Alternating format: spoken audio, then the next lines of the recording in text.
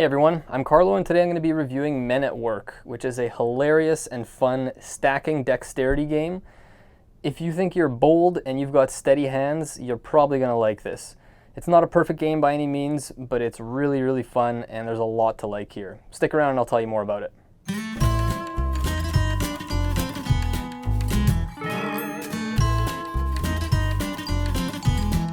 You're probably familiar with Jenga, even if you've never played it before. This is a bit like that in the sense that you're stacking a bunch of stuff and trying not to knock stuff down. But there's a lot more theme here considering you're all kind of acting as workers in this construction site and the boss shows up a little ways into the game and you're all trying to impress her. But if you knock stuff over, you lose a safety certificate. I really like the way that the theme plays in here. It makes it a little more engaging than a lot of the dexterity games out there. I also really like the fact that it works super well from 3 to 5 players. It's actually 2 to 5 player game. I would say I haven't tried it yet as a 2-player game, and to be honest, this isn't the type of game I'd be all that interested in trying as a 2-player game, especially with other options that I have at home. It's not to say that it wouldn't work well with 2, but I just find so much of the fun and the enjoyment of this game comes from people sitting around a table, laughing together, egging each other on. You're telling someone there's no way you're going to complete this task on your turn, and you're kind of daring people, and I found that the more players in this game, the better. I have to say, when I first heard about Men at Work, I wasn't expecting it to be as much of a full game. I was sort of, I've heard people kind of refer to dexterity games sometimes as more of an activity, like there's very loose rules and who wins and loses doesn't really matter, so I wasn't really expecting a whole lot of that here. But I was actually pleasantly surprised at how much there is here, both in a tactical and a strategic sense. You have the work site set up, and you kind of want to keep track of not only how many of your safety certificates you have left and awards that you may have, but also the other players. If someone else already has, if they're 1 award away from winning, then, and you don't have any awards yet, even if you're down to your last safety certificate, you've got to be bold and try to go for those awards. If you just play it safe, then the other person, grabs that award on their next turn and wins, you'll feel like you should have done something else. Now, I can't hold off any longer. The best part of this game, in my opinion, by far, is the accidents. It's what causes the most laughter around the table, whether you're the one causing the accident or you're watching other people mess it all up. But it's brilliant. You sit there, you turn a card over, and you kind of see the look on everyone's faces around the table as they're sitting there like, oh yeah, he's going to mess this up. And people are saying, there's no way you're going to, complete this task. And it kind of just ramps up the stakes and the tension a little bit.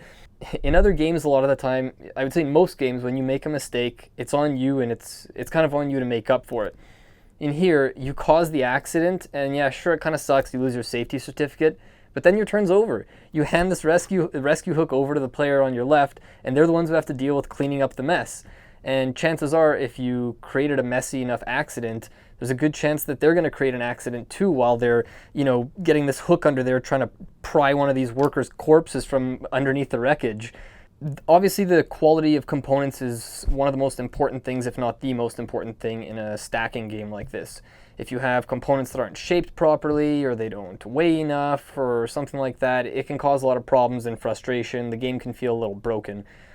Luckily, there's these really kind of thick wooden pieces for the girders. The supports are really sturdy. You've got these workers with their hard hats. Everything's really nicely designed.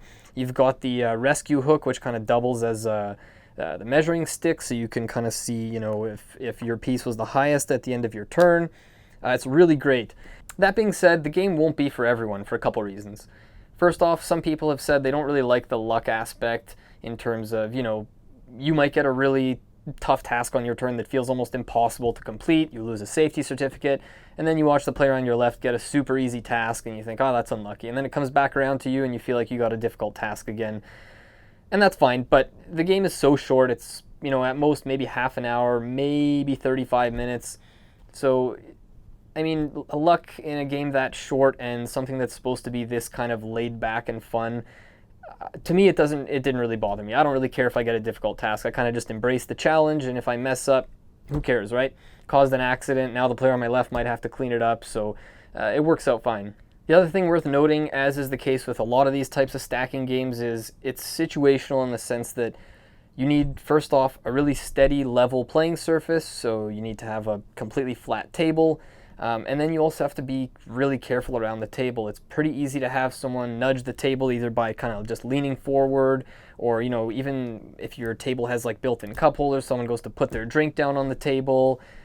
We've had games where even, you know, we had someone wasn't even playing, we had a disagreement about which piece was higher, and someone came in and said, let me measure that and take a look, and they're sitting there with the measuring stick, and they ended up knocking everything over. So we couldn't even accuse one player of having caused the accident because it was someone who wasn't playing who came in and used the measuring stick. So I'd suggest actually the best way to play it, the most successful way I've found, is to set it up on a coffee table or a small table and maybe sit on chairs or a couch or couches like around, so that when it's your turn you have to get up, go up to the table and actually, you know, achieve your task without kind of bumping the table or anything like that. So, and that way it's also, you know, if you're the one who bumps the table, it's clear it was you. One other small issue I have with it is that it's a very light game in terms of its complexity, right? You're basically just fulfilling tasks on the cards. And yet it feels like almost every time I've played it, which is probably about 10 times now, I feel like I've had to consult the rule book almost every single time, whether it's me or someone else who has a question that I just can't answer.